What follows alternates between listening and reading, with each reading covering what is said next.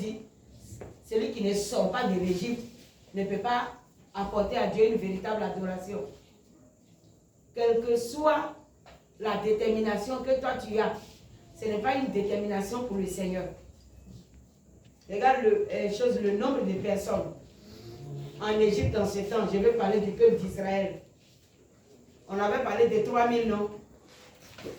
Ceux qui sont sortis de l'Égypte étaient au nombre de combien?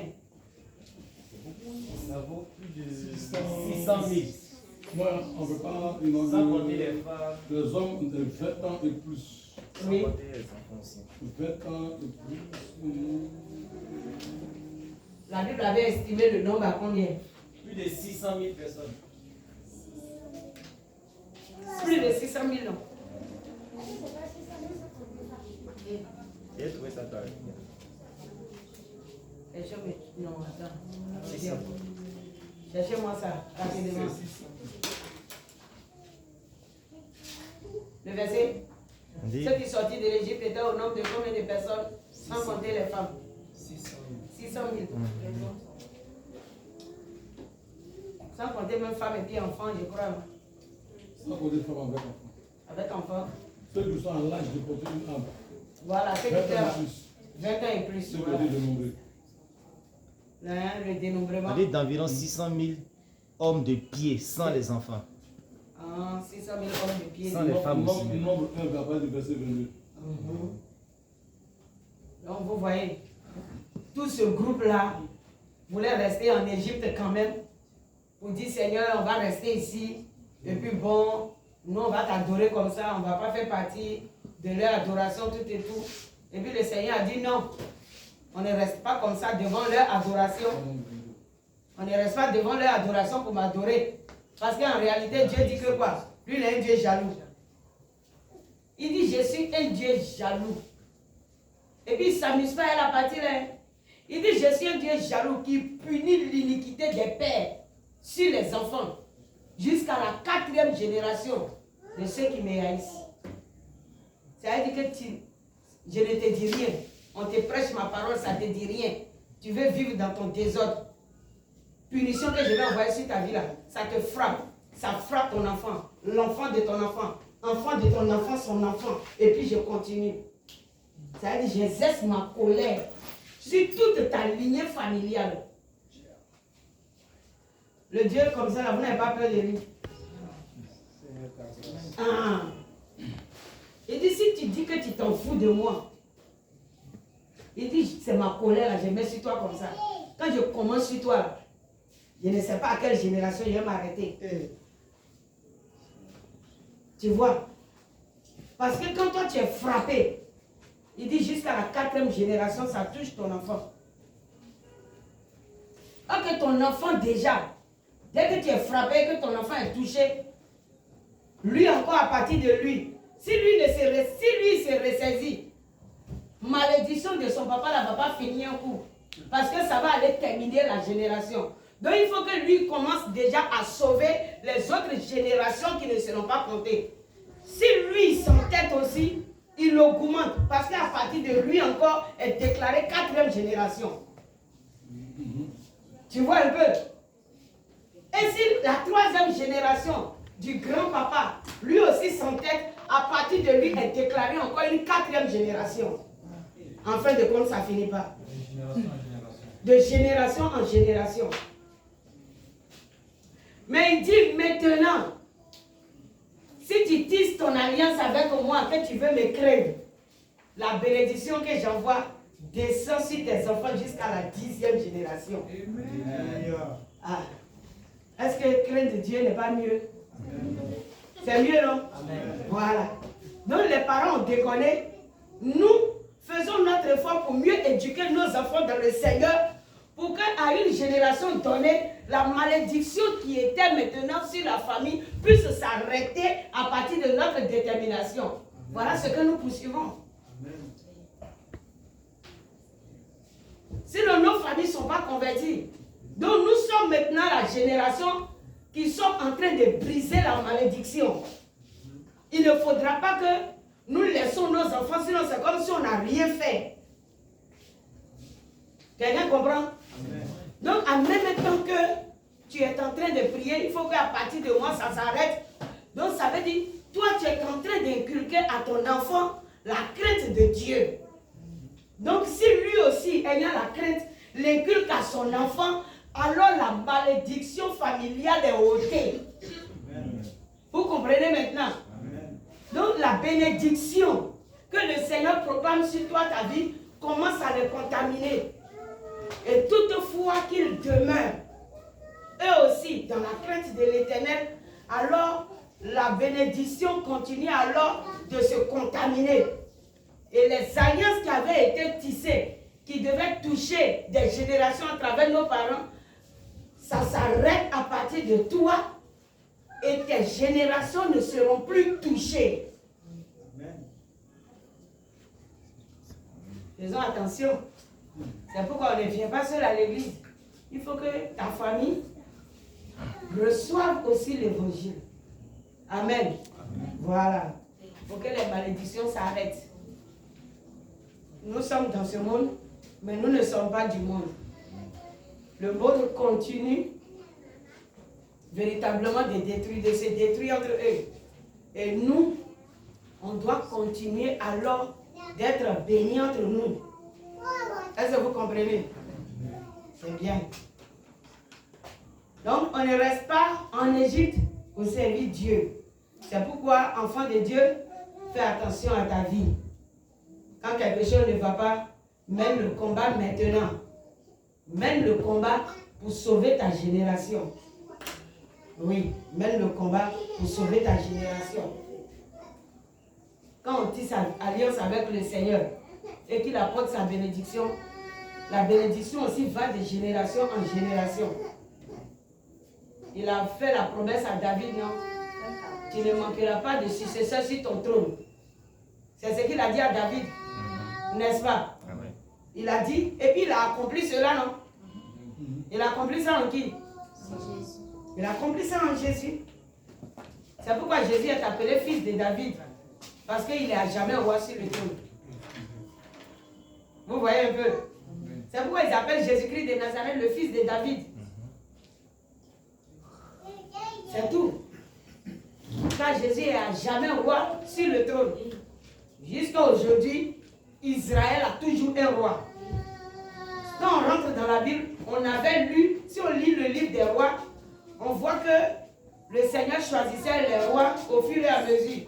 Quand un roi finit, il meurt, un autre roi prend place. N'est-ce pas? Mais ce n'est pas fini. Nous avons toujours un roi.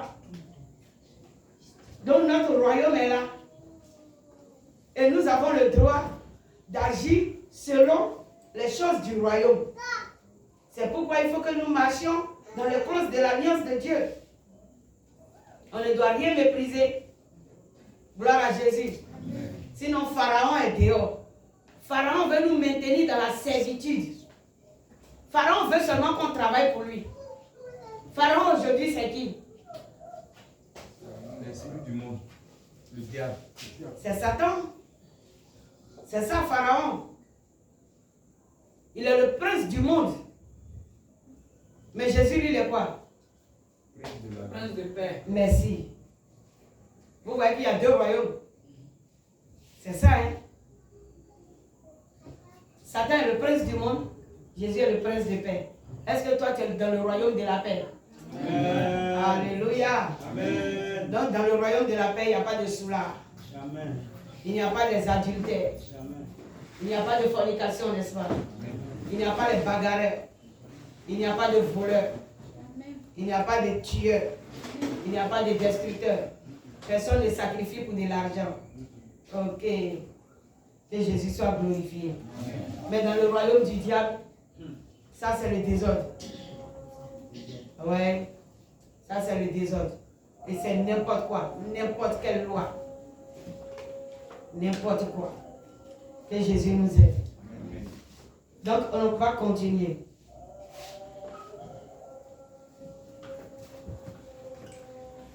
Donc on va alors, on a dit chapitre 8, non? Moi j'ai cru qu'on a fini de lire tout ça. On n'est pas au 9. On s'est arrêté vers verset 5, vers 4, verset 6. verset 26 dit, Moïse sortit de chez Pharaon et il pria l'Éternel. L'Éternel fit ce que demanda Moïse et les mouches s'éloignèrent de Pharaon, de ses serviteurs et de son peuple. Il n'en resta pas une. Mais Pharaon, 7 fois encore, endurcit son cœur et il ne laissa point aller le peuple. Alléluia. Amen. Il est resté dans son entêtement. Mais l'entêtement de Pharaon ne nous surprend pas, n'est-ce pas? Amen. Nous avons dit quoi à propos de cela? À propos de son entêtement, de son incrédulité. Nous avons dit quoi à propos de cela? Qu'est-ce qui faisait que Pharaon, malgré tout ce qui se passait, continuait d'être incrédule? L'Éternel a dit, je vais endurcir le cœur de Pharaon. Amen. Maintenant, quel objectif Dieu voudrait atteindre en endurcissant le cœur de Pharaon? Oui. Il voulait montrer sa grandeur. Oui, il veut montrer sa grandeur. Amen. Il veut montrer sa puissance à l'Égypte et aussi à Israël. Amen.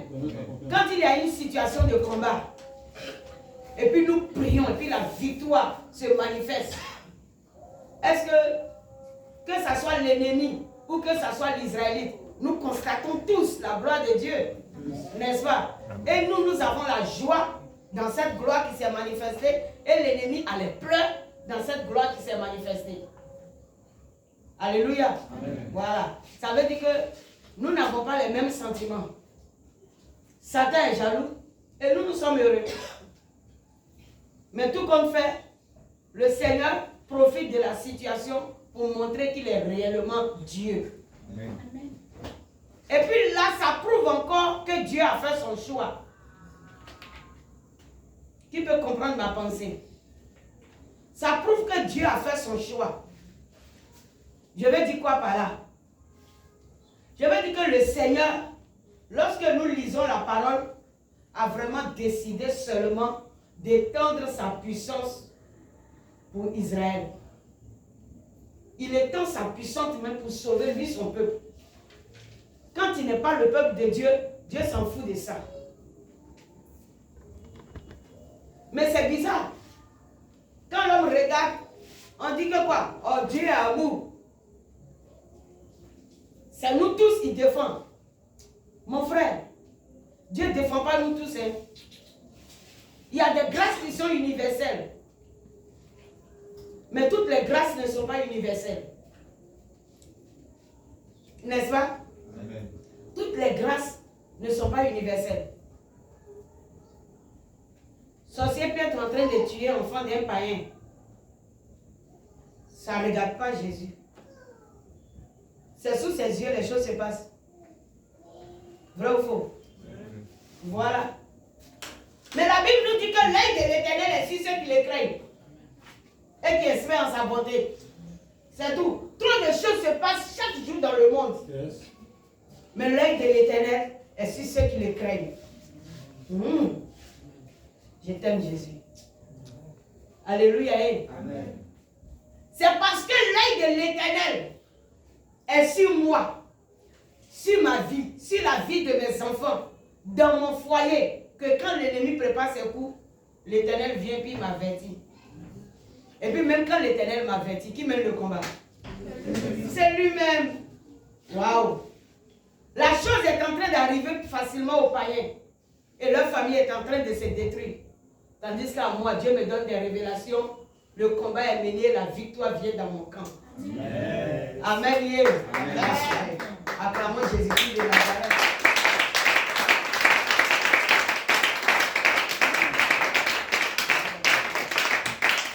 C'est pourquoi je t'exhorte à être un véritable enfant de Dieu.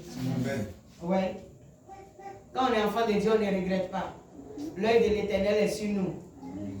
C'est la Bible qui le dit. L'œil de l'Éternel est sur ceux qui le craignent. Il dit, Moïse, il faut dire à Pharaon, va le matin, il faut aller lui dire, je vais faire venir les mouches. Ils vont prendre tout le pays dans ta maison, chez tes serviteurs. Ça veut dire, il n'épargne même pas Pharaon lui-même. Ah! Pharaon n'est pas épargné dans le monde. Mais le dernier Israélite, peut-être qu'il n'a pas de valeur aux yeux du monde, est épargné des fléaux. Aïe. C'est le monde qui pense qu'il n'a pas de valeur. Mais le Dieu qui habite en lui a tellement de valeur. Aïe. Non, le monde ne peut pas comprendre ce mystère. C'est un mystère que le monde ne peut pas comprendre. Toi, un enfant de Dieu, lorsque tu te déplaces, les démons te voient et puis ils sont jaloux de toi. Vous ne savez pas, vous négligez. Vous ne savez pas que lorsque nous sommes en train de marcher, les démons sont jaloux de notre position en Jésus. C'est pourquoi ils rôdent. La Bible dit, ils rôdent cherchant qui il va dévorer. Pourquoi la Bible dit qu'il cherche à te dévorer? Aïe, c'est à cause de ta position. Il veut du coup que tu deviennes comme lui. Maintenant, toi, tu ne comprends pas. Comme tu n'as pas les yeux qu'il a, tu ne sais pas que sur le plan spirituel, il est en train de voir sur ta vie une valeur que lui-même il ne peut calculer. Amen. Oh, c'est merveilleux. Donc quand tu es assis comme ça à cause de 1 kilo de riz souvent, et puis tu dis je souffre. Satan dit, hey, oui, tu souffres, pardon, viens. Oui, oh, Satan est en train de... Il te siffle ça. Il dit, oui, c'est vrai, tu souffres, viens. Viens, viens, viens. Il veut seulement un instant que tu quittes ta position. C'est ce qu'il va te montrer. Il veut que vous soyez même chose. Parce que lui, il sait que non, il est foutu. Il n'y a plus de miséricorde pour lui auprès de Dieu. La seule personne qui peut dire, hé Seigneur, pardonne-moi. Et puis le Seigneur tend son oreille pour dire, il y a un enfant qui demande pardon à son père. C'est toi. Amen. Ouais.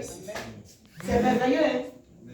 Dès que tu dis, Seigneur, pardonne-moi, il dit, oh, un enfant demande pardon à son père. Satan ne peut pas dire ça. Cocota qui va tomber sur sa tête. Il ne peut même pas prononcer le nom de Jésus encore. Cela lui est interdit. Vous ne voyez pas la délivrance? Quand on dit aux esprits là, tu as prononcé le nom de Jésus avant de partir. Il dit, tu veux me tuer. Le nom, ça, la main, on ne dit pas. Ils ont leur faux Jésus. Mais Jésus-Christ de Nazareth, ils n'ont pas ça. Donc quand tu dis à un esprit de prononcer le nom de Jésus, c'est le jour de son départ là qui est là. Ah, moi j'ai puni un démon comme ça, il dit, tu n'as pas dit Jésus, tu ne bouges pas. Et puis j'ai appelé Michael. J'ai dit, tiens-toi là, avec l'épée. Ah, le démon l'a pleuré. Oh. Il dit, comment je vais parler ça là? Il dit, toi-même tu sais qu'il ne peut pas dire. Toi-même tu ne sais pas. Il dit, moi je ne sais pas. Hein. Moi je sais que tu as bouche qui parle, non? C'est que toutes les bouches peuvent parler de Jésus. La Bible dit que toute langue confessera que Jésus est Seigneur. Donc c'est ici que la parole de Dieu va s'accomplir. Tu as confessé avant de partir. Ah oui. Toute langue confesse. Tout genou fléchit. Et toute langue confessera que Jésus-Christ est Seigneur à la gloire de Dieu le Père. Donc démon, tu t'es arrangé pour venir te trouver à quelque part chez moi ici. Tu vas confesser que Jésus est Seigneur avant de partir. Parce qu'il sait que s'il a confessé que Jésus est Seigneur, il est foutu. C'est que Satan va lui montrer. C'est que Satan va lui montrer là-bas. Le seul nom de Jésus qu'il va prononcer, c'est que ça va faire dans leur camp. Des gars que ça va fabriquer dans leur camp. Ah ouais. Il y a des satanistes qui se sont convertis à partir de ça. À partir du nom de Jésus. Lisez certains témoignages, vous allez voir. Oui. Plusieurs même. Les satanistes se sont convertis. Paul dit, va à Bethel. C'est un livre de témoignages aussi. On dit, va à Bethel. Il faut chercher le livre, tu vas lire. Depuis l'Ézéchiel, tu n'as pas encore lu ça. Va à Bethel. C'est un livre de témoignages. Simplement, à une réunion, il a seulement dit, ah, sur la terre là, Il y a des gens qui disent que le chemin qui va au ciel, c'est Jésus. Satan est tombé. Il croyait que lui voulait poser question. Celui à qui il est en train de poser question est tombé en même temps. Quand il a fait sortir, on dit c'est Jésus là. Satan est quitté sur son trône, tu as vu, le monsieur là s'est converti. Hein? Il a menacé, on ne prononce pas ce nom ici. Dans le camp là-bas, ils disent le maître. Sinon on ne dit pas Jésus, il faut dire le maître. Le maître là. Voilà. Là, ils savent de qui tu parles. Mais il ne faut pas dire le nom de Jésus. Que le chemin qui mène à la vie, c'est Jésus. Satan est tombé. Là, le monsieur a commencé à prendre conscience. Les gens parlent sur la terre ici. Moi-même, ici, sataniste, j'arrive là-bas. Jésus que j'ai dit là, le maître est tombé. C'est qu'il y a un qui est fort. Lui, son patron est tombé. Et encore une fois au cimetière, il dit il y a un corps qui venait, ils ont fait truc. On venait enterrer une personne, les gens venaient avec le cercueil, mais lui, il ne voyait pas la personne qui est morte. Ok, d'habitude, tous les corps qu'on vient enterrer, l'âme de la personne sur le cercueil, en pleurant pour aller jusqu'au cimetière. Donc, eux, les personnes qu'ils ont tuées le plus souvent, c'est comme ça, leur âme pleure pour aller au cimetière. Eux, ils viennent chercher les âmes là, et puis ils les conduisent. En tout cas, la partie là, il n'est pas développée. Ok, c'est comme ça. Donc, il était avec les démons, avec qui il travaille au cimetière, parce qu'il dit il y a beaucoup de marabouts qui venaient, avec qui il travaillait, les féticheurs, les marabouts, les sorciers, qui venaient pour demander certaines portions, certaines poudres pour prendre pour faire des médicaments sur la terre. Voilà, quand une femme veut comme ça empoisonner son mari, il donne la poudre au marabout, qu'il donne à la femme, et puis elle va mettre dans le repas, et puis c'est terminé. Voilà, c'est qu'elle a à faire, si son mari, elle le fait. Quelque chose comme ça. Il y a aussi de ces esprits rebelles qui sont écrasés là-bas, et puis de ces satanistes qui ont enfreint à certaines lois qu'eux utilisent dans le monde spirituel. Donc on les écrase, et puis ils sèchent la poudre là. Ils donnent aux marabouts là, pour vendre ça aux femmes et puis aux hommes qui viennent chercher certaines puissances chez eux. Donc les satanistes qui disparaissent. Voilà, tu enfreins à la loi, tu disparais et puis bon, on te tue et ils t'écrasent là-bas, ils ont leur machine. On t'écrase, on te réduit en poudre et puis la poudre là, ils vendent ça sur la terre ici, les gens mettent dans manger, les gens qui font des restaurants mettent de la nourriture pour attirer clients, il y a des personnes qui mettent... Hey. Ok. Priez le Seigneur. Priez le Seigneur. Donc il a demandé à Aïmé, c'est quelqu'un qui vient là. Où est la personne? Et puis les esprits leur ont dit que le maître est parti. C'est que le maître est venu le chercher. Il dit le maître. Il dit quel maître? Il dit le maître des chrétiens là. Voilà. C'est celui qu'ils adorent là. Lui, il laisse pas ses enfants venir au cimetière. Oh, c'est merveilleux.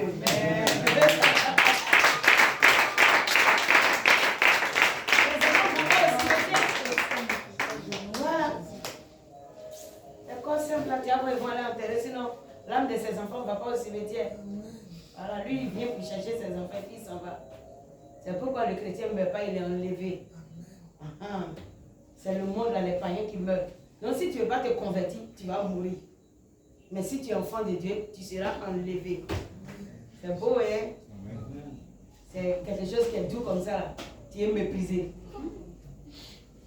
C'est à cause de ça, ceux qui étaient satanistes, quand ils se convertissent, ils ne jouent pas. Ils savent ce qui se passe là-bas. Ils ont vu, là où chrétien est mort, l'ange est venu chercher son âme. Et puis là où païen est mort. Et puis il est derrière ses cœurs, il est en train de pleurer seulement. Parce que c'est là qu'il rencontre sa misère. On te parle tout ça là, tu crois que femme est doux, boisson est doux. Il faut rester là. Le jour que tu meurs, tu vas voir qu'ils sont amers. Ils n'ont pas de goût.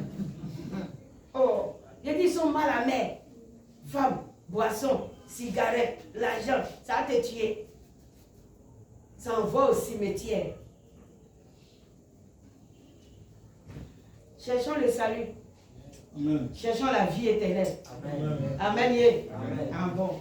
Laisse Dieu te donner ta femme comme il se doit. Laisse le Seigneur te donner ton argent comme il se doit. Oui, laisse le Seigneur t'élever, restaurer ta vie comme il se doit. Ne le cherche pas comme le monde cherche. Amen. Amen. Que Jésus soit glorifié. Amen. On va continuer. Amen. Mhm. Chapitre 9. Yes. L'Éternel dit à Moïse, va vers Pharaon et tu lui diras, ainsi parle l'Éternel, le Dieu des Hébreux. Vous voyez précision que le Seigneur donne, non? Tenons-nous debout pour la lecture.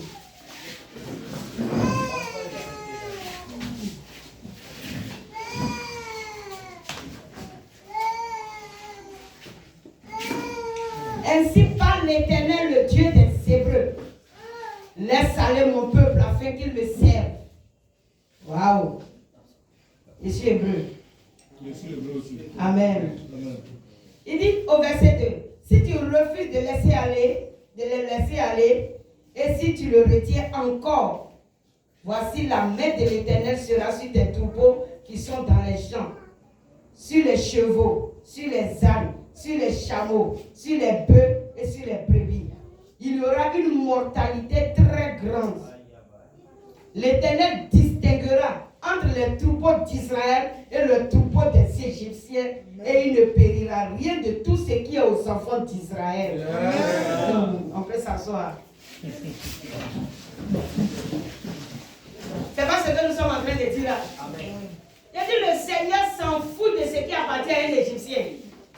Quand on ne lit pas la parole de Dieu, on fait des discours inutiles dehors. Non, vous pensez que Dieu là c'est pour vous seul. Dieu amour. Dieu là c'est pour moi seul, mon frère. Tu n'as pas Jésus, j'ai Jésus, Dieu est pour moi. Lorsque toi et moi on se retrouve à quelque part, il est pour moi seul. Il est pour moi seul. C'est la parole de Dieu qui me dit que Dieu est pour moi seul. C'est tout. Et puis il n'y a pas une autre parole qui conteste. Donc ce que tu es en train de dire, on appelle ça bobard. Ah oui. Tu vas te gosier pour rien. Pour me faire croire que non, Dieu est trop bon, qu'il ne peut pas punir quelqu'un, mon frère. Si tu n'as pas accepté Jésus, tu seras puni. Pas accepter Jésus, sinon tu seras puni. La grande punition vient sur l'humanité tout entière. Alléluia. Et ceux qui ont méprisé Dieu, qui sont restés rebelles, n'échapperont pas. Je crois que tu es averti. Amen. Amen. Ah. Tu es averti, oh. Il dit, je vais faire la différence. L'Éternel distinguera entre les troupeaux d'Israël et les troupeaux des Égyptiens. Égyptiens, là, c'est pas l'homme aussi. Alors, mais pourquoi Dieu veut faire une différence? C'est tout. C'est tout. Tu n'as pas Jésus, il ne te connaît pas. Je ne t'ai pas parlé mal, je t'ai dit la vérité. Tu n'as pas Jésus, il ne te connaît pas. Amen. Même la repentance que nous faisons, ce n'est pas le païen qui fait. C'est un enfant de Dieu qui sait qu'il a péché.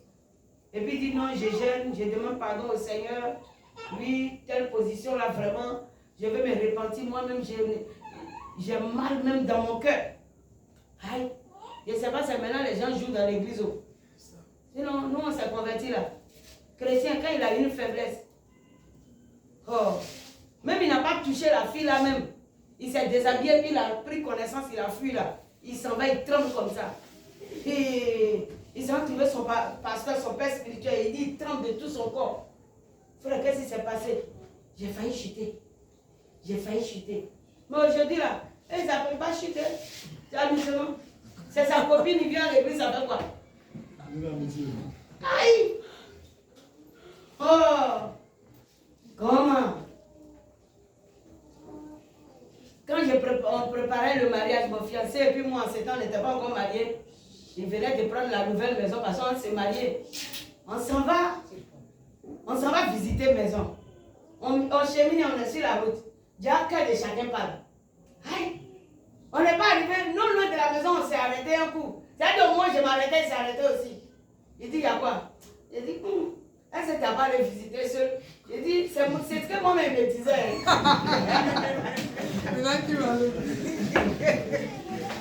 Il faut aller visiter seul. Et puis on a fait demi-tour. Tu es chrétien, quelqu'un n'a pas besoin de te surveiller. On ne t'a pas forcé pour venir accepter Jésus. Là, il fallait qu'un pasteur soit là pour nous surveiller quoi. On se surveillait nous-mêmes. On n'a pas besoin de ça.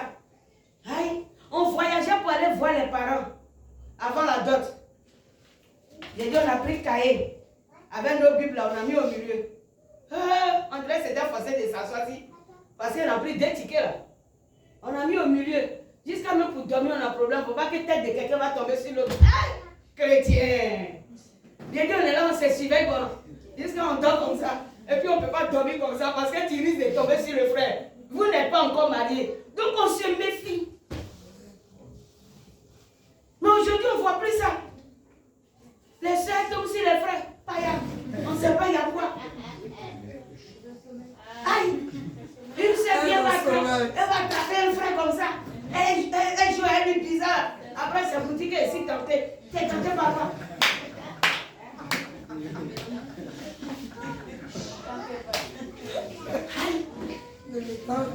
Tu es tenté. Tiens. Avant même tu es fiancé là même là. Celui avec qui tu pries là, c'est de lui que tu t'éloignes même. Hein? Oui, c'est de lui que tu t'éloignais. Ça veut dire que quand il est attaché à un frère, là toi tu t'attaches à ce frère. Le frère en Christ qui est l'ami de ton fiancé, tu es attaché à lui pour ne pas être trop en contact avec son fiancé. C'est comme ça que ça se passait. Et si tu dois rendre visite, vous êtes accompagnés. Au moins si tu as 3 soeurs en Christ comme ça, ou 3 frères en Christ, pour ne pas que vous vous retrouvez seuls. Mais aujourd'hui, les frères veulent être seuls avec les soeurs. Toujours dans les couloirs en train de poser seul. C'est pas juste. Non, on ne se retire pas comme ça. Quand on devait se retrouver à 2, on se donnait rendez-vous chez notre témoin. Pour se retrouver à 2, on se donnait rendez-vous chez notre témoin. Oui, M. QNS, qui est devenu aujourd'hui pasteur. C'est là-bas qu'on se retrouvait, chez QNS. Léa, tu l'as connu? Ok. C'est lui qui était témoin de mon mari. Et puis Madame Enoch était mon témoin. Mon papa qui est venu là, sa femme. C'est elle qui était moi mon témoin aussi. Donc quand on avait notre temps de jeûne et prière à 2, on se retrouve chez notre témoin. C'est là-bas on passe la journée sous leurs yeux, dans leur salon. Là-bas, on médite à 2 et puis on prie. Voilà. Et puis là, on se sépare. C'est tout. Si on quitte à l'église, qu'on s'accompagne, c'est qu'au moins, il y a 3 frères qui vont nous accompagner. Et puis si on me laisse, eux, ils se retournent ensemble à elle, le frère. C'est pas qu'eux, ils se retournent pour nous laisser.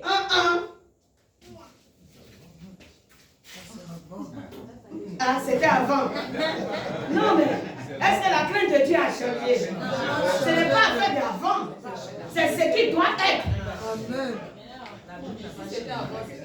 La Bible déclare qu'il est le même hier, aujourd'hui et éternellement. C'est pas avant. Toi, tu sais que tu as sentiment pour une personne. 19h30, 20h ne doit pas vous croiser. Oui. Sinon, là, ce n'est pas le diable qui vous tente. C'est vous-même qui avez envie d'être tenté. Là, c'est pas tentation même. Il y en a même, ils disent qu'ils sont fiancés, ils ne sont pas fiancés. Dans le secret, ils sont déjà mariés et puis ils nous embrouillent ici. C'est régularisation. Nous, on prépare, puis on dit on prépare mariage. Oui. C'est la régularisation, on s'en va. Nous, on croit qu'on est en train de faire mariage. Il y a longtemps. La femme a un bonbon. Le frère Boyaou. Ok. Hein? Aujourd'hui, vous appelez les frères, vous leur demandez, tu as apporté quoi? Ça là, ça se dit. On se réveille. Il a dit quand le frère appelle et puis te réveille, c'est que c'est l'heure de prier ensemble. On se donne heure de prière. On se donne heure de prière, on a les sujets. Ah, on se réveille, on est en train de faire chaîne de prière, on est en jeûne. On se réveille à 0 heure. Tu pries jusqu'à temps. Matin, tu demandes, tu as prié? Oui. Tu as médité quoi? C'était ça. Mais aujourd'hui, là, il n'y a plus prière, il n'y a plus méditation. C'est pas bon. Vous êtes chez vous aujourd'hui, vous avez les portables, Android est là, la soeur est couchée, le frère là, il est en train de se filmer.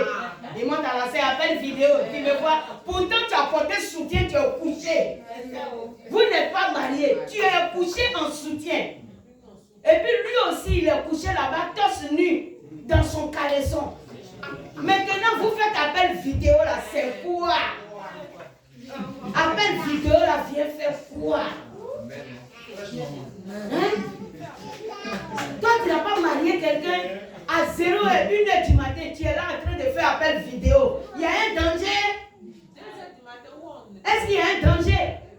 Pour qu'à 0 heure, à 1 heure, à 2 heures, tu sois en train de faire appel vidéo à une soeur en Christ qui est censée être couchée sur son lit. Pourquoi c'est à 7 heures tu vois pour appeler? Toute la journée, tu as fait quoi? Et puis c'est 0 heure, 1 heure du matin, là, tu es en train de faire appel vidéo. Je te montre la maison. Maman,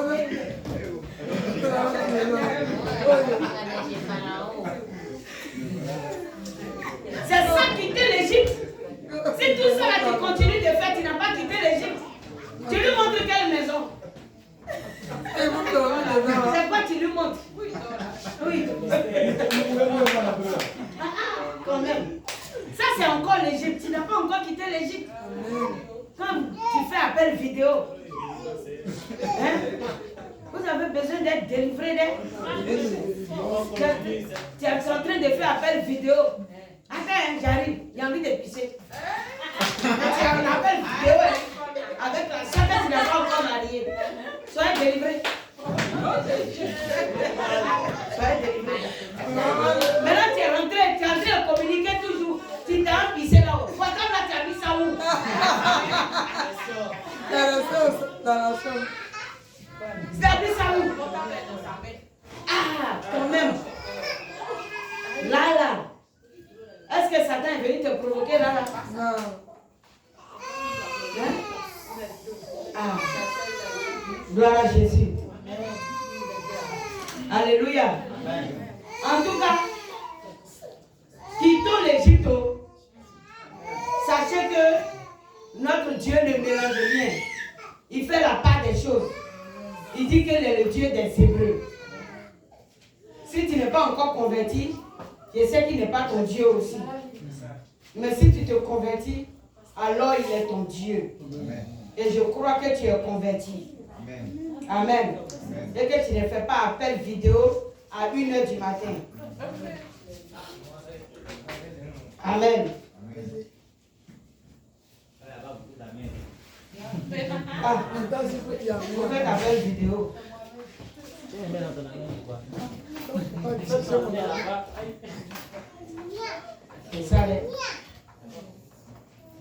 Donc faites attention à vous.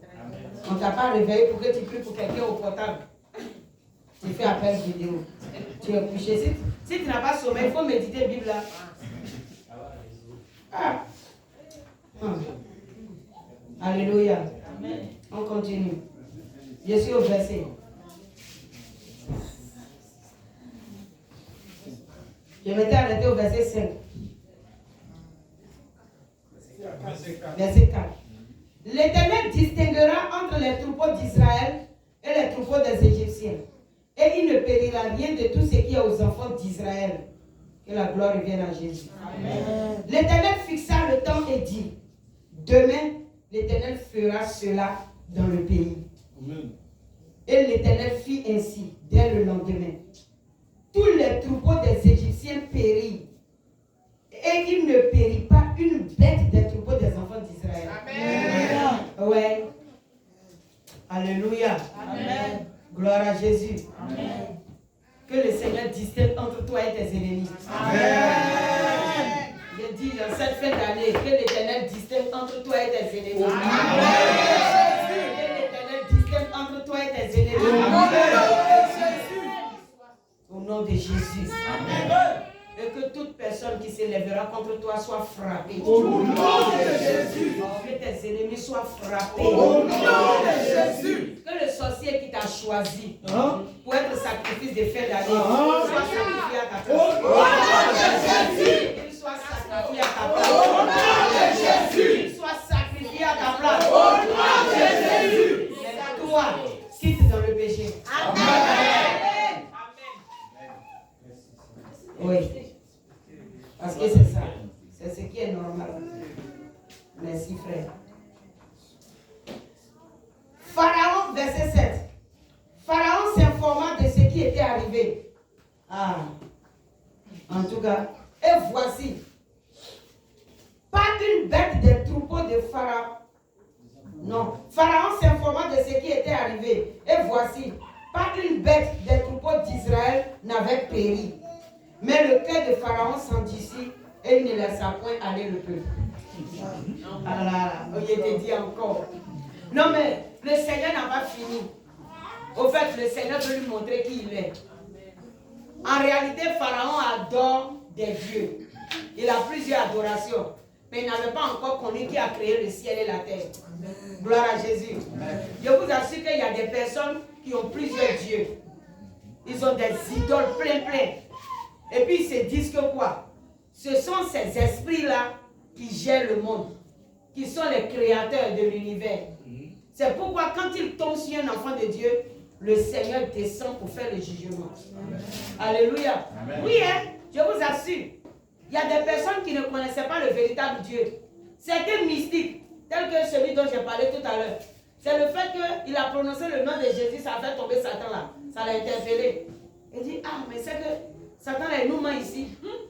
Mais Satan les ment pour dire qu'il est Dieu. Satan fait croire à ses adeptes que lui il est Dieu.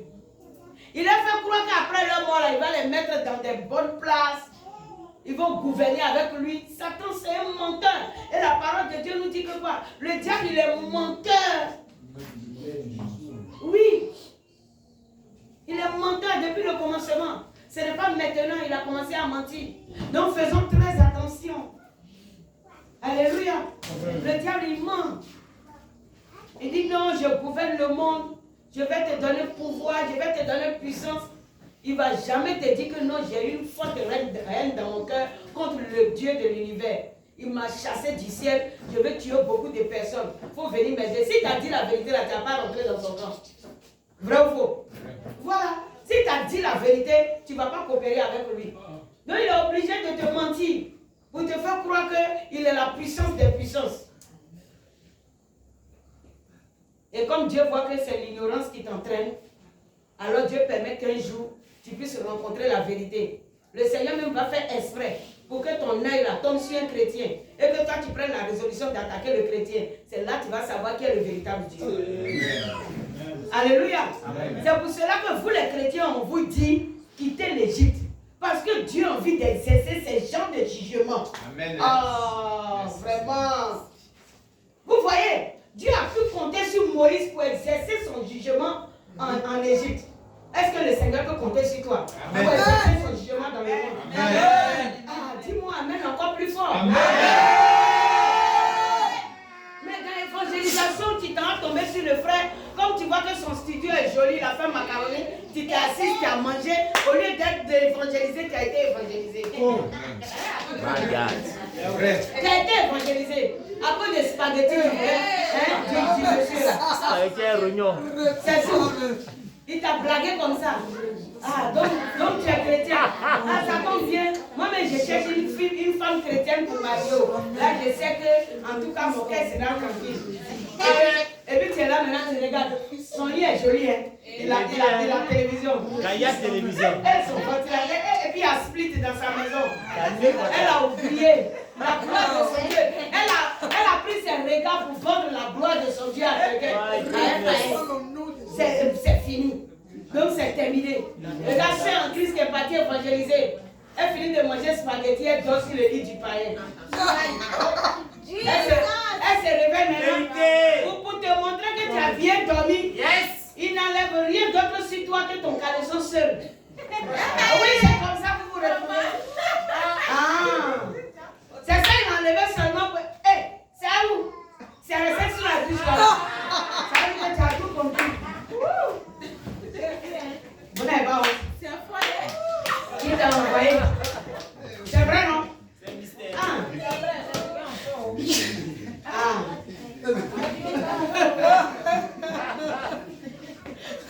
C'est malheureux.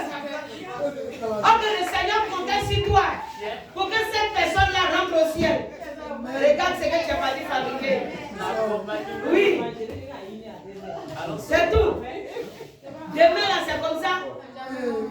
Moi, il y a le micro là, je choque les gens. Demain, là, on a beaucoup d'enfants dans l'église comme ça, beaucoup de clôtures. Et puis, tu vois, ils vont donner les noms. Ézéchiel, prophète. C'est maintenant que vous choisissez le nom dans la Bible. Après clôture.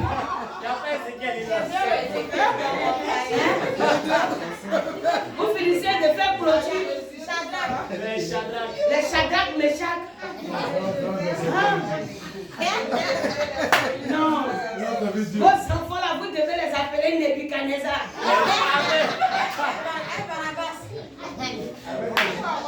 Vous devez les appeler Barabbas. C'est ça. Judas, Barabbas, Nebuchadnezzar, c'est ce que vous devez donner à ces enfants. Nabal, tout ça. Oui, mais c'est ça. Tu as pris ça comment?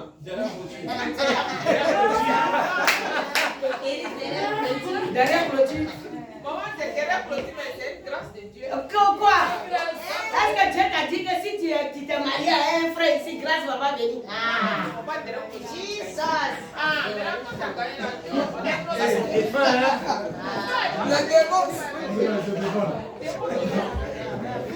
Ne vous défendez pas. Ça, c'est des fins. Changeons. Maman, ne défends pas, mais c'est... Non, changeons. Vous savez, c'est pour cela qu'on a dit que le Seigneur, s'il voulait regarder à nos attitudes, là, ce n'était pas bon. Amen. Les enfants sont innocents. Nous-mêmes, là, on n'était pas des enfants légitimes. Nos parents aussi avaient péché, tel que David pouvait le dire dans son psaume. Il a dit au Seigneur, ma mère a péché, je suis né dans l'iniquité. C'est pourquoi le péché est constamment devant moi. Il savait quand même se repentir et puis se relever. Amen. Lui-même étant un enfant de péché, ou nous-mêmes étant des enfants de péché, Dieu nous a rachetés, nous a fait grâce. Mais Dieu ne nous a pas fait grâce pour que les enfants de péché continuent. Voilà. Dieu est venu nous accorder grâce pour dire qu'à partir de nous, qu'il y ait une nouvelle génération. Amen. Vous voyez? Maintenant, vous voulez mélanger encore la génération. Hein? Rien que le Seigneur dit, il faut venir briser, ça va s'arrêter à partir de toi. Tu es parti accrocher encore un autre enfant dans sa main. L'enfant là encore va venir briser rien. Ayez pitié d'eux. Hein? Ayez pitié des enfants. À cause de vous, ils vont rentrer encore dans des combats inutiles. Pourtant, ils devaient compter sur toi, son papa ou bien sa maman, pour ne pas entrer dans un désordre de combat. Tout ce que tu es en train de briser chaque année là, ça ne te fait pas mal. Si ça fait mal, garde-toi pour que toi, tes descendants n'aient pas face au même combat. C'est ça, il faut les délivrer. Amen. Quand vous ne voulez pas les délivrer, vous partez faire les enfants de clôture là, vous êtes des sorciers. Oui. Et vous ne voyez pas que le combat spirituel est compliqué. C'est compliqué depuis là tu as commencé, depuis ta conversion. Jusqu'à là, la chose n'est pas finie. Dans ça là, tu es parti encore mettre ça sur la tête d'un autre enfant qui va encore après toi continuer. Ne faites pas ça. Hein. Repentez-vous. Vous êtes les sorciers de vos enfants. Demain là, les enfants là vont mener le combat inutile à cause de vous. Hein? Pourtant, si tu avais attendu, il viendra en son temps. Tu es parti le tirer où il est là-bas. Là. Tu as tiré son pied jusqu'à il soit ici dans palabre inutile. Ça vous fait rire. Ok. Et oui, vous l'avez tiré, il est venu en brique. Hein? Maintenant, il vient maintenant. Vous êtes là. Où je brise, je taille, j'annule, je renverse. Tu renverses quoi? Tu as renversé quoi? C'est quand tu es arrivé chez le frère là, il fallait renverser vite. Hein? Tu as chargé son lit, maintenant tu dis je renverse. C'est pas bon. Ne renversez pas comme ça. Est-ce qu'il t'a appelé là-bas? Ah. Faites attention. Hein? Vous qui préparez pour les frères en Christ, faites bien. Vous partez préparer pour les frères bizarres. Attention, oui. On vous dit que c'est aller préparer pour les frères. Quand un frère est célibataire, il apprend lui-même à cuisiner. Il n'a pas besoin de sœurs en Christ pour faire ta cuisine. Si tu ne veux pas cuisiner, il faut payer chez le boutiquier jusqu'à ce que tu sois marié. C'est comme ça on fait. Ou bien moi j'ai attaqué Gaba est là pour toi. Yes. Pour manger Gaba, tu vas gérer ta constipation jusqu'à ton mariage. C'est pas un problème. C'est ça. Ou bien dis à la soeur, tiens l'argent. Faut préparer pour moi chez toi à la maison. Il est venu prendre, je vais partir. Voilà, tu viens chercher. Si tu viens chercher, il va te demander, ah, tu as pu servir pour toi? Oui, frère, j'ai servi un peu. Merci. Hein. Tu prends un petit enfant. Ou bien, va voir une maman, va voir un papa en Christ là. Tu lui dis, ah, papa, vraiment, je veux que telle soeur chez toi là, elle prépare pour moi. Moi-même, j'ai gaz à la maison, j'ai chauffé ça un peu. Voilà, c'est sous le regard des parents. La soeur prend l'argent, son papa est au courant, sa maman est au courant, elle fait le marché, elle prépare dans ta casserole, tu viens chercher, on sait que le frère va chauffer un peu pour manger. Mais dans les coulisses là, vous vous donnez de ces rendez-vous. Mais toi la soeur qui est chez tes parents, si le frère t'a pas dit de préparer là, tu n'allais pas manger ou bien? Tu as quelle faim? Tu ne sais pas rendre service. Vous avez faim de quoi? Tu as quelle faim? Si le frère n'était pas venu là, tu mourrais ou bien? Voilà. Tu allais mourir? Le Seigneur te nourrissait comment? Avant que tu ne vois le frère. Même quand tu croises un frère qui dit veut te fiancer, il ne faut pas mettre ton bagage de pauvreté sur sa tête. Pêche, maman, s'il te plaît. Il ne faut pas mettre ton bagage de pauvreté sur sa tête. Il y a des gens qui sont assis dans l'église là. Si un frère vient naître là, c'est occasion pour elle. Il y a quoi? Tu as quel problème? Ma pâte est finie. Ma brosse est cassée. Ma tapette est coupée. Tout ça là. Et si le frère ne venait pas? Tu as quel problème? Lui aussi, sa brosse est finie aussi. Lui aussi, ses tapettes sont coupées. C'est toi qui achètes.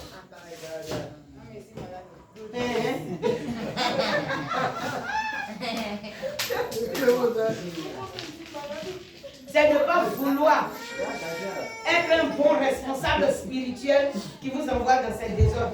Soyez des responsables spirituels. Oui.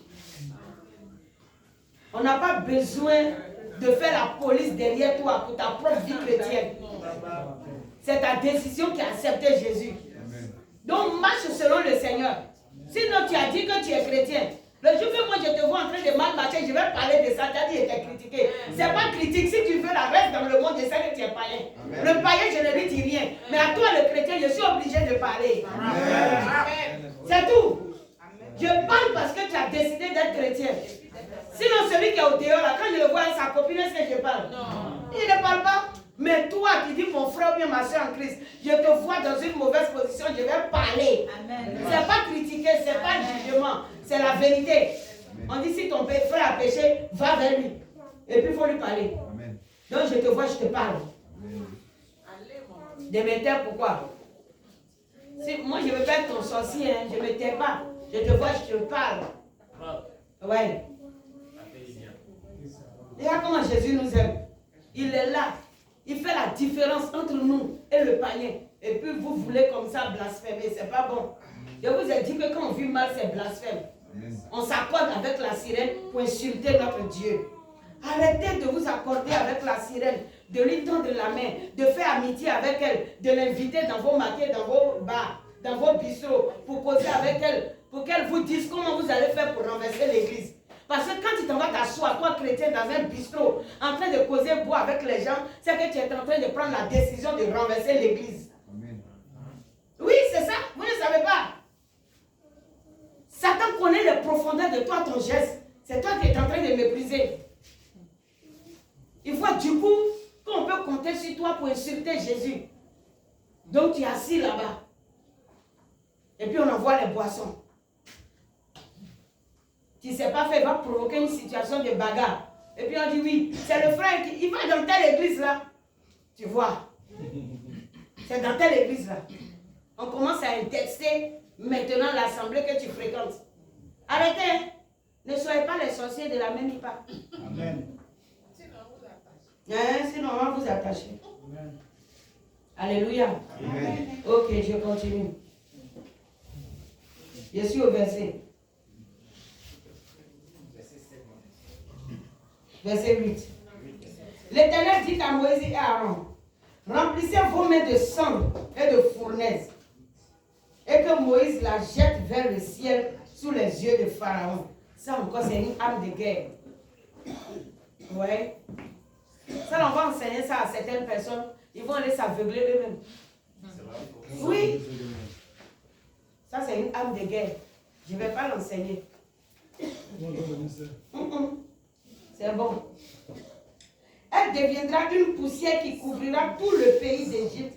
Et elle produira dans tout le pays d'Égypte, sur les hommes et sur les animaux, des ulcères formés par une éruption de pustule. Il prit de la cendre de fournaise et se présentait devant Pharaon. Ouais. Moïse la jeta vers le ciel et elle produisit sur les hommes et sur les animaux des ulcères formés par une éruption de pustule. Les magistrats ne purent paraître devant Moïse.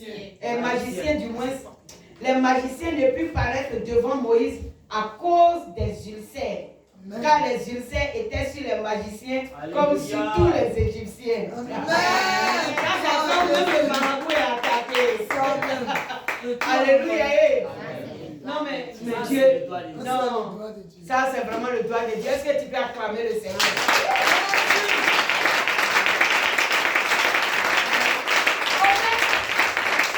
Gloire à Jésus.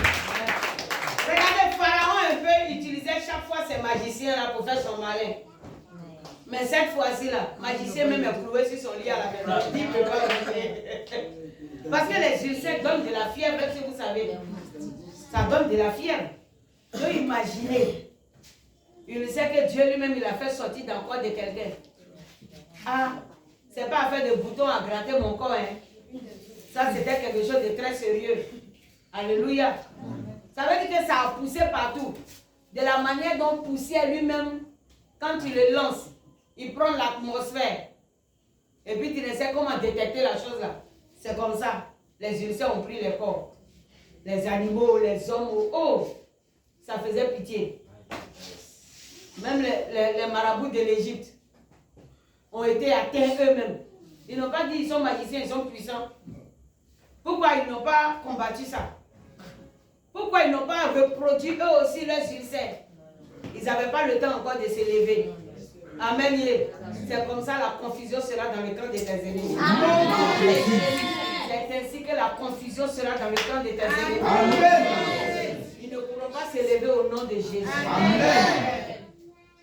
Le marabout qui a reçu la recommandation de te toucher, le sorcier qui a reçu la recommandation de te toucher, c'est comme ça il sera cloué. Au nom de Jésus. C'est ainsi qu'il sera cloué. Au nom de Jésus. Déclare que c'est ainsi qu'il sera cloué. Au nom de Jésus. Amen. Amen. Ah, il sera obligé de dire à la personne qui l'a envoyé, je ne peux pas. Amen. Amen. Amen. Amen. Ah, mais c'est ça. Je me rappelle quand j'ai prié pour Kaka, lorsqu'elle avait été découpée, Rebecca, lorsqu'elle avait été découpée dans le monde spirituel par les sorciers, quand elle avait été découpée, et que j'étais en train de prier pour sa résurrection, et qu'elle s'est réveillée, 4 jours après, elle s'est réveillée. Son papa n'étant pas chrétien, est allé voir une femme mystique à quelque part. C'est là qu'il a su que je suis prophétesse. Amen. C'est là que le papa de Rebecca a su que je suis vraiment prophétesse. C'est à partir de là qu'il a commencé à m'écrire. Il est allé chez la femme, il est quitté ici, il habite vers Sassandra. Il est allé là-bas. Et puis, il a expliqué ce qui était en train d'arriver à sa fille. Ah vraiment, voilà. Elle est chez telle personne, elle a perdu connaissance, tout et tout. La femme est rentrée dans sa consultation. Elle s'est envolée. De Sassandra, elle est arrivée. Quand elle est arrivée, elle-même, elle ne pouvait pas mettre pied chez moi. Mais oui, elle ne pouvait pas mettre pied. Elle s'est retournée là-bas dans son corps. Tout ça, lui, il était là-bas. Hein. Et puis la femme, là, elle lui dit, ta fille que tu m'as montrée là, si c'est la femme où j'ai vu son âme, si c'est là-bas qu'elle se trouve là, elle ne va pas mourir. Parce que moi-même, je ne peux pas arriver là-bas. Amen. C'est lui-même qui est venu me confesser ça.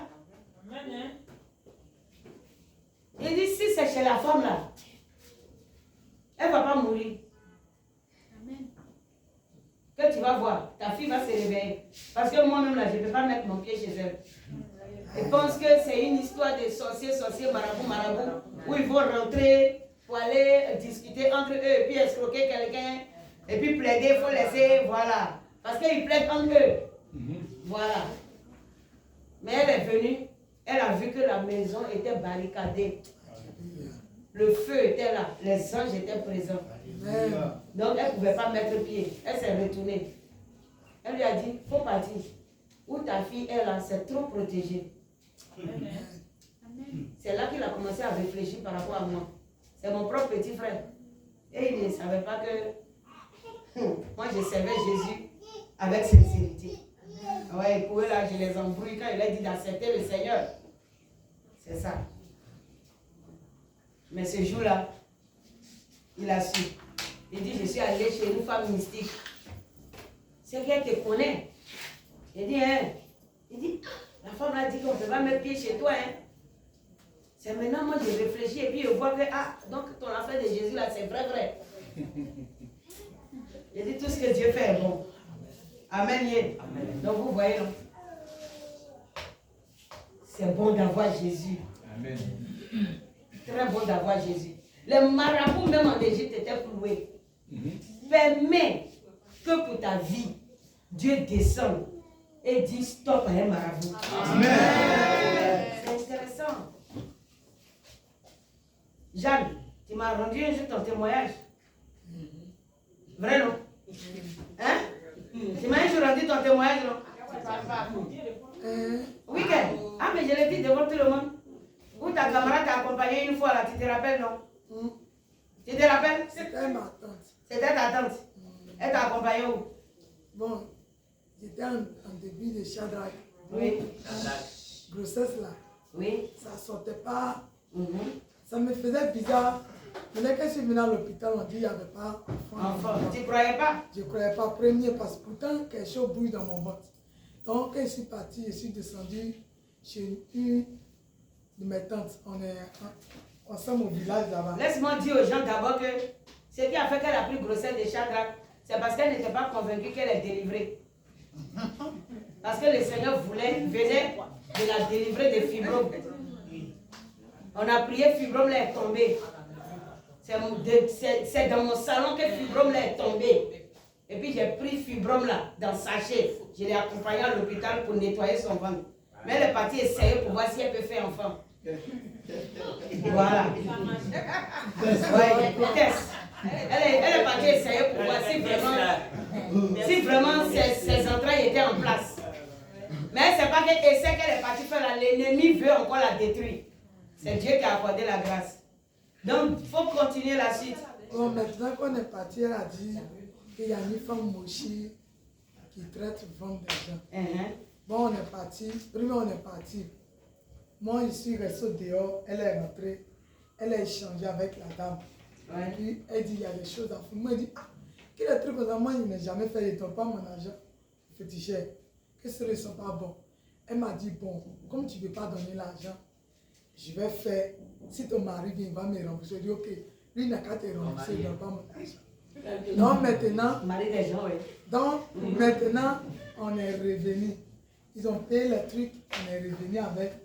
Donc la dame a dit qu'on n'a qu'à rentrer, elle va invoquer Ces esprits. ses génies. Maintenant, la dame là, elle a commencé à crier dedans là-bas. Bon, moi, elle était assise. Je ne sais pas qu'est-ce qui s'est passé. Elle sort, elle me dit que non, que tu as quitté. Elle dit que j'étais chez une maman prophétesse à San Pedro là-bas, que c'est sur elle. Je suis quitté, que ma tati t'a déjà raconté. Je lui ai dit, elle dit bon. Elle m'a déjà dit, mais pourquoi tu t'inquiètes? Si tu es quitté là-bas fort pour sortir, pour ne pas gâter mes trucs. Donc, bon, quand elle a dit ça, moi, j'ai vu. Donc, là-bas, quand elle a dit ça, les je suis choses sortie. Je suis sortie, c'est qu'elle s'est une deuxième fois à mon rendez-vous, ils ont dit la même chose. Qu'il n'y a pas en France, elle est venue à la maison. Excellent. Vous voyez, non? C'est pas la grâce de Dieu qui l'a accompagné. Toi-même, marabout, on te chasse. Marabout même te chasse pour dire qu'il faut partir. Maman, oui, oui. Quand elle a couché, elle a donné chagrin. C'est pas ça que vous avez dit. C'est grâce de Dieu. C'est grâce de Dieu, elle a donné chagrin. Mais est-ce que le Seigneur l'a envoyé là-bas? Il n'a pas envoyé, on dit qu'il n'y avait pas d'enfant. C'est Dieu qui a fait grâce de Dieu. Ça, c'était un plan de l'ennemi pour la récupérer. Moi, on disait qu'il n'y avait pas d'enfant là. C'est maintenant l'ennemi voulait réinstaller la stérilité là. Si jamais elle avait fait certains médicaments, il allait la rendre stérile. La femme, elle t'a pas frappé à cause de ça. Elle t'a chassé doucement pour dire qu'il ne faut pas gâter mes médicaments. Tu quittes chez moi, tu vas quelque part. Et puis même c'est la personne là-bas qui te dit, celle chez qui tu es quitté là, elle est trop forte, pardon. Faut partir, il ne faut pas gâter mon médicament. En tout cas, Dieu permet ça pour que nous puissions encore nous attacher à lui. Amen. Oui, elle n'est pas la seule. J'ai beaucoup. Tu dis? Thomas femme. Un femme Thomas. Voilà, elle est ingrédient. Le Seigneur t'a délivré. C'est parce que les images là, on a perdu ça. Si on avait tiré la photo de fibrome là, vous allez voir comment c'était. C'est très vilain. Ce jour-là même, c'est tombé, il a déposé devant dans ma couche une terrasse là même là. Elle-même, elle a vu le monde qui passait pour regarder là. Ça là. Même je suis arrivé à l'hôpital avec elle, les sages-femmes l'ont dit. Tu as fait comment? Il a dit non, c'est Jésus qui a fait. Elle dit c'est quelle église? Il a dit c'est pas une histoire d'église, c'est une histoire de Jésus-Christ de Nazareth. Donc laissez affaire d'église là. Acceptez Jésus, c'est tout. C'est Jésus qui a fait tomber fibrome là. C'est pas l'homme. Oui, c'est ce que la sage-femme a dit. Elle dit ça là, c'est pas opération, ça quitte. Laissez, on ne dit pas tout. C'est Jésus qui est Dieu. Donc vous voyez comment l'Éternel combat pour nous. Toi, tu quittes là, après la grâce là, tu suis ta tante maintenant pour aller chez féticheur. Hein? On dit qu'il n'y a pas enfant. Il faut revenir à la maison. Tu reviens à la maison. À plusieurs personnes, ils ont dit ça. Ils sont revenus à la maison, on a prié. Les mêmes sages qui ont dit, sages-femmes qui ont dit qu'il n'y a pas enfant là, c'est les mêmes là qui les ont fait accoucher. C'est tout. Tu as un problème.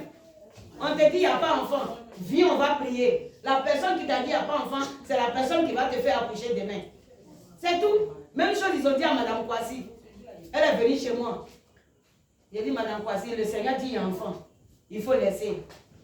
Ceux qui t'ont dit qu'il n'y a pas enfant là, ils vont te faire accoucher. Effectivement, ils l'ont fait accoucher. C'est les mêmes encore qui ont vu qu'il y avait enfant, et puis enfant l'a aidé. Même chose, ils ont dit à Madame Tano. On dit non, c'est poche vide. C'est rentré ici, c'est sorti là-bas, on va opérer. Il a dit, il faut venir t'asseoir, elle était envoyée à l'hôpital. Même Mireille Bissap. Ah bon? Même Mireille. Gros ventre comme ça, on dit non, il n'y a rien dedans. Elle est venue me voir en pleurant. Il a dit, reste tranquille. Il a dit, tu pleures pourquoi? Quand on dit que je ne suis pas enceinte, c'est maladie. Il a dit, hé, vous-même vous oubliez Jésus facilement. Hein? Donc dès que la sage-femme a dit ça, c'est terminé. Faut t'éteindre. Il a prié. On a prié 2 semaines après, il a dit retourne à l'hôpital. Elle est partie faire quoi? On dit c'est un garçon. Tu ris maintenant. Tu t'étais effrayé pourquoi? Même chose, Marie-France ici. Tu étais là quand elle est venue, non? Ah maman, la sage-femme dit que mon ventre est vide. Il a dit c'est vide comment? Donc c'est elle qui est à la place ou bien? Faut venir ici. Elle est venue, j'ai prié, va me récupérer l'enfant, on l'a remis en place. Même chose, ils ont fait à Madame Narcisse. Ramener l'enfant en place. Ils ont volé l'enfant là dans le ventre là pour déposer dans le monde des sorciers là-bas. C'est allé reprendre l'enfant là, j'ai remis dans le ventre là, en direct. À 7 mois comme ça, le ventre a disparu. On a remis le ventre en place. Ça a disparu, pourquoi? C'était un dimanche. Elle est venue à la maison, maman. Mon ventre, il n'y avait plus rien. Gros ventre est parti. On va prier. On a prié, le ventre est revenu en place. C'est tout. Ton Dieu règne, il est assis sur le trône. Amen. Tel que l'Éternel désire faire la différence, toi-même mets la différence. Amen. Amen. Il faut que tu mettes la différence. Il faut qu'on voie la différence entre toi et le païen. Amen. Ne soyez pas pareils. Non, ne soyez pas pareils. Pourquoi tu veux te conformer au monde? Ce n'est pas normal. Le Seigneur veut qu'il y ait une différence. Pour que lorsqu'ils vont voyer le fléau, que toi aussi tu ne sois pas atteint. Amen. Mais toi tu es mélangé à l'Égypte. Si le Seigneur envoie les ulcères, tu risques d'être touché. Amen. Donc le Seigneur reste à l'écart, il ne mène pas le combat pour toi. C'est ça qui est là. Si Dieu veut lancer le fléau, il regarde, tu risques d'être touché. Donc Dieu combat qui? Il n'y a pas de combat à mener. Donc le Seigneur va se taire. Arrange-toi pour mettre la différence entre toi et le païen. Si tu mets la différence, l'Éternel mènera le combat. Mais si tu ne mets pas la différence, que vous devez vous ressembler. Ah, le Seigneur lance sa parole. Fléau, va contre l'Égypte. Le fléau vient, toi aussi tu ressembles à l'Égypte. Il vient sur toi aussi. Amen. Ah, le fléau vient pour être sur l'Égypte. Et puis toi et puis l'Égypte, vous êtes même père, même mère. Il va tomber sur toi. Donc pour ne pas te détruire, alors l'Éternel croise les bras et puis il n'écoute pas ta prière. Il est mieux qu'il se taise que de te tuer. Il est mieux que Dieu se taise que de te tuer. Vous comprenez le plus souvent pourquoi le Seigneur tarde dans l'exaucement de certaines prières. Quand Dieu tarde, commence à te revoir. Commence à te revoir. Commence à te revoir. C'est tout. Si tu sais entrer en toi-même et puis analyser ce qui ne va pas, alors tu vas attirer la main de l'Éternel vers ta vie. Amen. Mais si tu ne sais pas le faire, si tu ne commences pas par juger toi-même les choses qui te concernent, ce n'est pas bon. La Bible dit juger de toutes choses sans être jugé vous-même. C'est lorsque tu apprends à analyser ta vie que tu peux porter un bon jugement, prendre une bonne décision, avoir une bonne marche et permettre à l'Éternel de combattre en ta faveur. Alléluia. Amen. Le Seigneur a écrit la parole pour vous envoyer à comprendre comment est-ce que lui-même Dieu, il opère. Dieu dit, je mets la différence. Il dit, je vais envoyer la mort dans les troupeaux.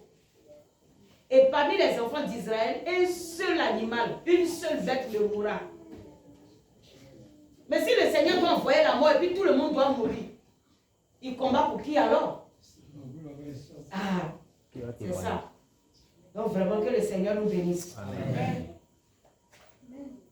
Je me donne encore 1 minute. Je crois que c'est fini.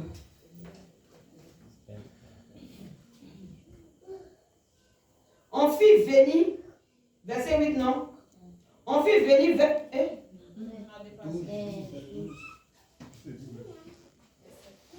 Je suis au verset combien? 12. L'Éternel, chapitre 9, verset 10, verset 12. Vous êtes sûr? Ah oui, c'est ça. L'Éternel endurcit le cœur de Pharaon, et Pharaon n'écouta point Moïse et Aaron, selon ce que l'Éternel avait dit à Moïse. Amen. On s'arrête là. La semaine prochaine, on commence au verset 13. Que Jésus nous bénisse. Amen. Amen. On va se tenir debout, on va acclamer le Seigneur.